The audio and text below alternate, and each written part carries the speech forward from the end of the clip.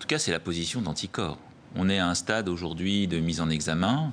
On estime que M. Ferrand n'a plus la sérénité requise pour exercer les fonctions qui sont celles du quatrième personnage de l'État français. Nous pensons qu'il doit démissionner. D'ailleurs, je ne suis pas le seul à le penser, puisque M. Ferrand l'a pensé au départ, puisque alors même qu'on est au tout début de cette affaire, il avait refusé un poste de ministre. On était au tout début de cette affaire, il avait refusé le perchoir pour le laisser à M. de Rugy. Et donc aujourd'hui, il est mis en examen. Il n'y aurait plus de problème. Donc... Il est pourtant pas condamné. Est-ce que ça pose pas question tout de même d'appeler à la démission constamment alors qu'on n'est même pas encore condamné?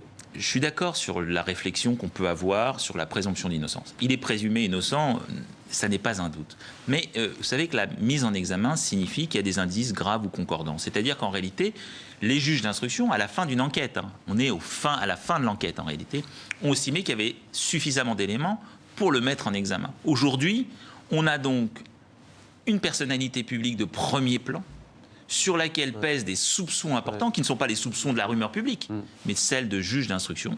Et donc, oui, il doit démissionner. Dans les autres démocraties comparables à la France, en Europe, il y aurait une démission selon vous? Mais bien évidemment, il n'y a qu'en France où on a une classe politique, je veux dire, qui ne prend pas la mesure de ce que ça fabrique. Parce que, indépendamment du soupçon, de la mise en cause, des illégalités commises, des problématiques éthiques, il y a un problème de parole politique.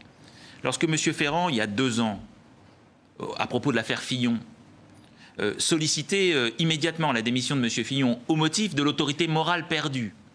Il ne se l'applique pas. Il ne se l'applique pas à lui-même. Qu'est-ce que peut penser le citoyen moyen de cette parole publique? Emmanuel Macron avait parlé de la fin de l'ancien monde, du nouveau monde, d'une république exemplaire, de la transparence.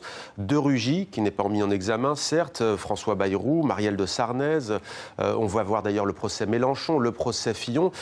Quel est le malaise en France? Je crois que le nouveau monde a du mal à passer.